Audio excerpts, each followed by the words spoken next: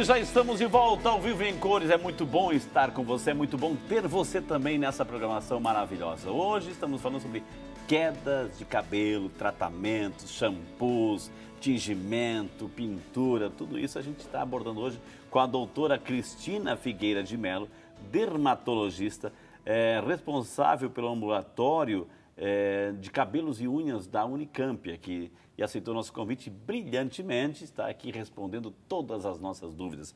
Ô doutora, a gente já instigou quem estava em casa, que nesse bloco nós íamos falar um pouquinho sobre pinturas e tingimentos. Nós preparamos um VT, uma pequena matéria sobre isso. Eu queria convidar a senhora para assistir conosco, e aí eu gostaria depois que a senhora comentasse essa matéria. Vamos às imagens.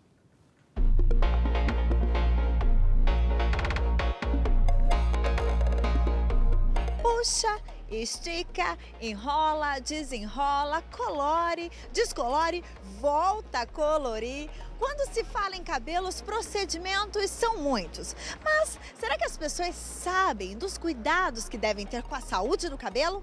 Como que você considera a saúde do seu cabelo? Razoável. Por que razoável? Por causa do... não tem tempo pra estar cuidando. Porque tá muito ressecado, muito desgastado pelas químicas, tá horrível. Tá ruim. Por quê? Acho que os produtos. Os produtos não estão fazendo bem para o seu cabelo ou tá faltando investir em produtos? Isso, os dois. Tintura e progressiva. Tintura e progressiva, mas isso não destrói o cabelo, não? Destrói, né? Eu fiz essa parte de baixo dele, daí tem que descolorir, não tem jeito. Tem que hidratar toda semana. Que nota a senhora daria para o seu cabelo? No momento, No momento. 0. Que hoje tá precisando pintar, eu daria um 6 pra ele. Mas quando ele tá pintadinho, bonitinho, eu daria um 8 ou 9 pra ele. Como vocês viram, para o cabelo ficar bonito, as pessoas não estão nem um pouco preocupadas com a saúde dele. Mas aí eu te pergunto, o vilão nessa história é a química? Para responder essa pergunta, eu procurei o Fred, que é cabeleireiro e entende muito do assunto. E aí, Fred, as mulheres não podem usar química no cabelo? Podem, com certeza podem. Depende que o cabelo permite, né? Você não pode, por exemplo, misturar, igual eu falei, você ficar loira e fazer a escova progressiva, porque aí o seu cabelo não vai aguentar. Porém, você pode ficar loira. Ou cabelo liso. Ou se você quiser também pode mudar uma coloração para ruiva, depois ficar morena. Agora uma ruiva virar loira de repente já não é possível. Então às vezes tem certos caminhos que têm que ser respeitados, mas poder mudar pode.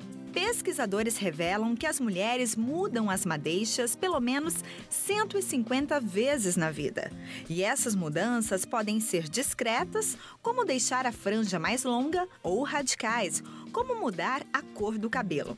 E aí, quando o assunto é coloração, os pesquisadores informam que as mulheres trocarão de cor pelo menos 100 vezes durante a vida. Para mostrar os danos mais frequentes aos cabelos, Fred separou alguns exemplos de mudanças positivas e desastrosas que acabam com a saúde do cabelo.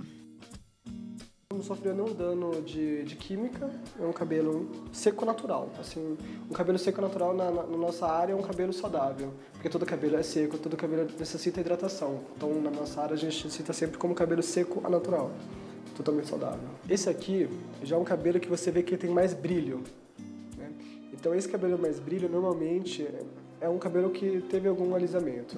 Então, esse aqui já é um cabelo já que eu não poderia mexer mais na cor dele. No tempo de clarear, eu poderia jogar uma coloração nele, mas também não clarear muito nem escurecer muito.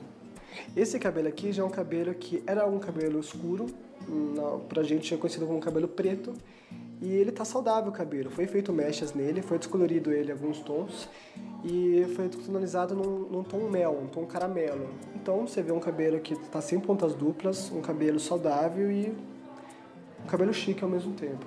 Em compensação com esse cabelo aqui, que era um cabelo que já estava descolorido, ele é um cabelo já mais escuro, e eu já adiantei ele, eu já descolori ele aqui nas pontas, para mostrar para vocês que ele ficou elástico o cabelo, e se eu puxar ele, ele quebra na minha mão.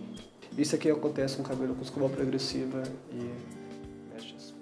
Mas antes de sair correndo para um salão, é importante seguir essa dica.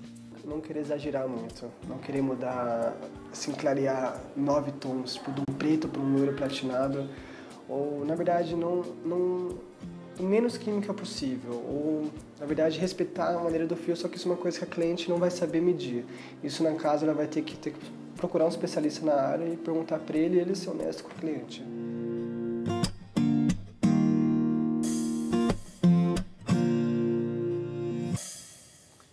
E aí, doutora, muito bem feita essa matéria, muito bem ilustrativa, né, que está mostrando os tipos de tratamentos e químicas, enfim. Gostaria que a senhora comentasse aí. E tem muita gente, doutora, assim, que compra, vai na farmácia e compra e faz em casa, né? E usa uma tinta em casa ou pega, tem aquelas chapinhas, aquele negócio quente que passa para alisar. É legal fazer em casa ou é bom sempre buscar a ajuda de um profissional? Sempre melhor buscar a ajuda de um profissional e é sempre importante respeitar o cabelo, o quanto seu cabelo está saudável ou não. Uma vez que você fez uma química, dependendo do tipo de química, você vai alterar a estrutura do cabelo. Então, aquilo que a gente falou da cutícula, a cutícula ela mantém o cabelo intacto. Toda vez que a gente vai descolorir ou que a gente vai fazer uma tintura permanente ou que a gente vai alisar, a gente vai abrir essa cutícula e há um dano. Esse dano ocorre de qualquer forma. Depois essa cutícula ela volta através de alguns produtos, neutralizadores, mas nunca vai ser um cabelo igual um cabelo que nunca foi mexido.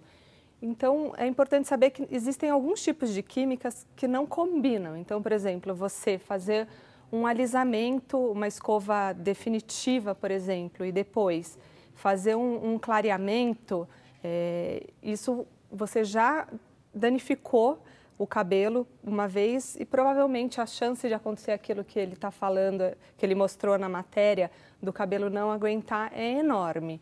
Então, realmente a gente precisa ter muito cuidado e por isso que um profissional às vezes é tão importante para orientar. Uma pessoa quer estar na moda, digamos assim, porque viu o cabelo de alguém, um artista, enfim, várias cores no cabelo, quer fazer. Enfim, quer porque quer fazer, doutora, assim, o profissional, ele faz o pedido do cliente ou ele aconselha, olha, pelo teu tipo de cabelo não seria legal fazer assim, vamos mudar para isso, etc.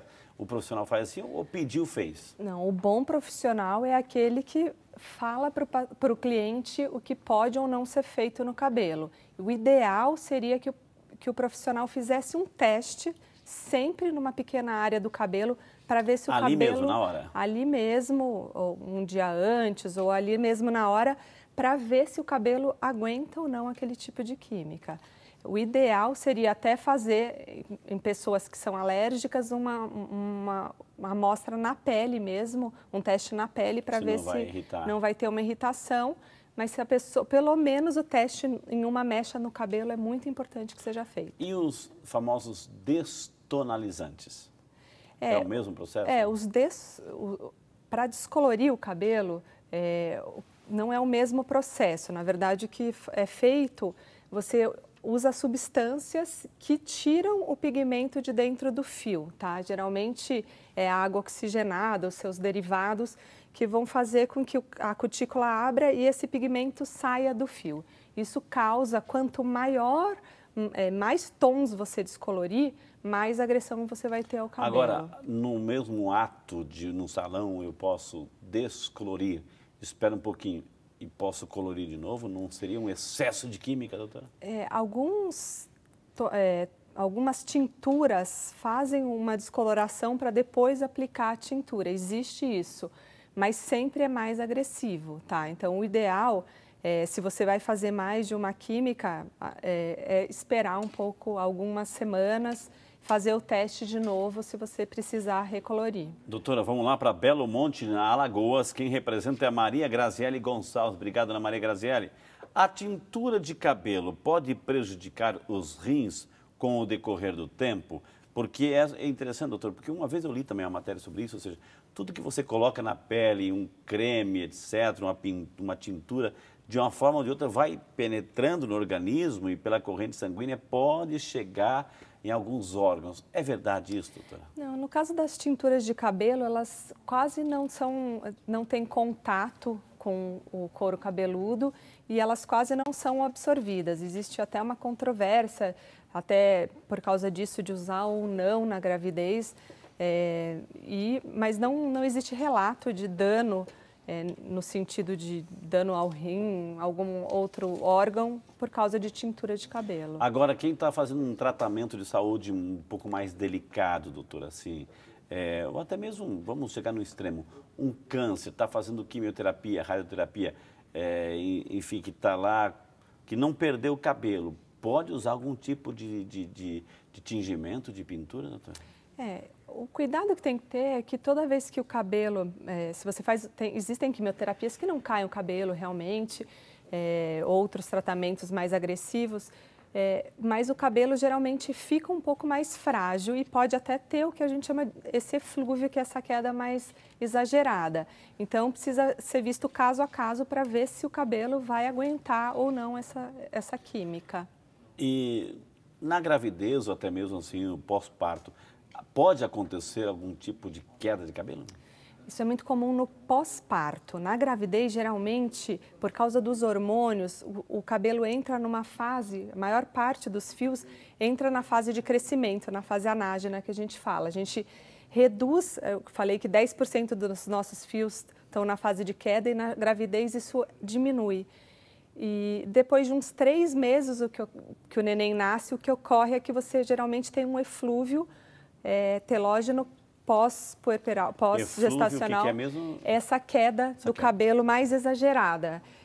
E aí, isso é muito comum, as mulheres reclamarem de queda de cabelo depois que os filhos nascem, tá? E isso é por causa dessa alteração hormonal e desse ciclo do cabelo que estava numa maior parte na fase de crescimento e entra nessa fase de queda. Doutora, a gente ouve também assim muito, olha, se a lua está cheia, corta ou não corta, enfim, as fases da lua também influenciam no corte, doutora? Não, isso é mito, não existe. O cabelo é uma fibra que não tem vida, isso às vezes é uma coisa mítica mesmo, mas não é verdade, não tem embasamento científico para esse tipo de informação. A doutora já falou assim, a diretora já falou assim, Frei, vamos para as ruas porque o povo tem dúvida. O povo pergunta.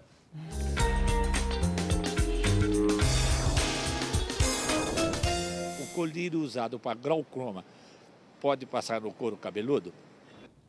E aí, doutor, ele fez assim, eu também faço a mesma coisa, doutora. Colírio para olho, glaucoma, cabelo, doutora? Parece absurda essa pergunta, mas o que acontece? Esse colírio, ele foi usado inicialmente para o glaucoma e foi visto que nos pacientes que usavam esse colírio, o cílio crescia. Era um efeito colateral do uso do colírio. Foi então lançada uma medicação para crescimento do cílio, que não era aplicada dentro do olho, existe essa medicação. Você passa na implantação do cílio e o cílio realmente cresce. Extrapolando isso para o couro cabeludo, foram feitos alguns estudos onde foi aplicado esse colírio e em alguns, na verdade, até manipulado de forma diferente, não é o colírio especificamente, né, a substância do colírio no couro cabeludo, e realmente a gente tem uma melhora em alguns casos, mas esse colírio ele é muito caro, tá? Então ele não é usado de rotina, até porque a gente não tem estudo comparando ele... Isso até mesmo é bom orientar, porque amanhã depois pode chegar alguém na farmácia, está pensando, já está querendo ter algumas entradinhas no cabelo, e vai lá, quer um colírio para glaucoma, e compra para usar no cabelo. Não, isso assim, a gente usa... Desaconselha, primeiro porque não tem estudos comparando se ele é melhor do que o tratamento tradicional, tá? E segundo, porque a gente precisa ver cada tipo de queda de cabelo, você vai ter uma indicação. A gente usa em alguns casos e lembrar que o preço dele é muito alto para um tratamento de couro cabeludo. Que às vezes pode não dar certo, dependendo Exatamente. do tipo de cabelo. Né? Então é bom sempre procurar auxílio médico antes de comprar qualquer produto. Olá, Frei, peço sua bênção, Deus abençoe. Meu nome é Tereza Aparecida Tertuliano, moro em Pirassununga. Obrigado, Ana Tereza. Deus abençoe a senhora, viu? Há 15 anos fiz biópsia no couro cabeludo por causa de uma forte queda e deu pseudo-pelada de bróquio, né? Broque. Depois disso não nasceu mais cabelo. Quero saber se implante pode me ajudar? Ou tem algum outro tipo de medicamento que pode me ajudar? É a Tereza Tertuliano de Pirassununga, doutora. Tereza, o interessante seria ser feita uma avaliação. O que a dona Tereza tem é uma alopecia, uma queda de cabelo que causa falhas e causa cicatriz no couro cabeludo.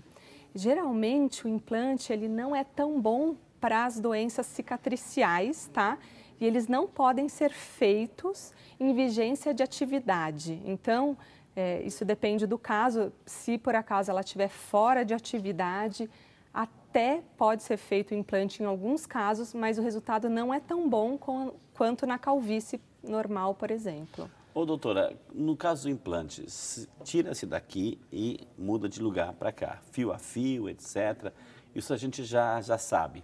Agora, o cabelinho que uma vez transplantado, ele vai ficar ali, vai nascer, vai ter a vida própria, ou ele não pode entrar no lugar de uma raiz que ficou lá atrás e acaba matando aquela raiz? Como é que é? Não, geralmente a gente, o que é feito é levado o fio de uma área que tem receptor hormonal diferente, por isso ele não sofre esse processo de miniaturização, de afinamento, tá? Para essa área que já não tem cabelo. Então, ele não é posto em área que tem cabelo, ele vai ser posto entre os fios, digamos, não tem mesmo, a raiz foi embora. Ali não tem mesmo, então não existe esse problema. É lógico que quando você faz o implante, você deve sempre estar tratando, porque como a alopecia androgenética, a calvície, ela é progressiva, se você implantar e não tratar o resto vai afinar, entendeu? Mas o fio que você leva, geralmente é um fio de uma qualidade diferente do que está ali por causa de receptor hormonal. Então, E a terra é boa, é fértil? A terra geralmente é fértil, a maioria se feita com uma boa técnica, com pessoas, com cirurgiões que fazem isso muito qualificados, né? Especialistas nisso. Geralmente, temos ótimos resultados hoje em dia. Nós fomos às ruas e parece-me que tem uma pergunta sobre implante. Vamos lá.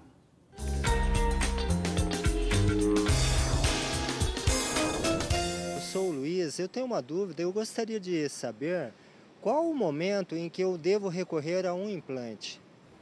E aí, doutora, assim, no caso dele, mas assim, a gente vê que aqui desapareceu, mas aqui está cheio, né? Qual o momento certo, doutora? Quando percebe-se que está perdendo ou quando já tem essa área bem avantajada aí, doutora? Quanto mais avançada a calvície, mais difícil vai ficar o implante, porque você vai precisar de muito fio para cobrir aquela área. Então, o ideal é não esperar que a calvície... Nesse caso dele, o exemplo dele, ou outros casos assim parecidos, já passou da hora? Não, só que às vezes você não vai conseguir uma cobertura tão grande do cabelo. Então, às vezes você vai conseguir disfarçar e hoje em dia os cirurgiões, eles imitam como se você ainda tivesse uma entrada. E às vezes isso é feito em várias etapas. Faz uma etapa, depois pode ser feita mais etapas, mas quanto mais avançado, menos chance tem de cobrir o couro cabeludo todo. A senhora me fez lembrar, fazer uma pergunta agora, tem gente assim que usa tatuagem pelo corpo. E eu já vi, doutor, uma matéria que, me preparando para esse tema de hoje, de pessoas que fazem pequenas tatuagens no cabelo, imitando o cabelinho bem curtinho assim. Isso é definitivo? Isso sai? E se a pessoa se arrepende daí, como é que é? Isso é definitivo. É uma micropigmentação, e o pigmento é injetado, é uma tatuagem mesmo, isso não sai. Tá, às vezes até dá uma clareada com o passar do tempo, mas não sai. Fica com aquele aspecto de cabelo raspado. Então... Aliás, tem que usar a partir do momento que faz até...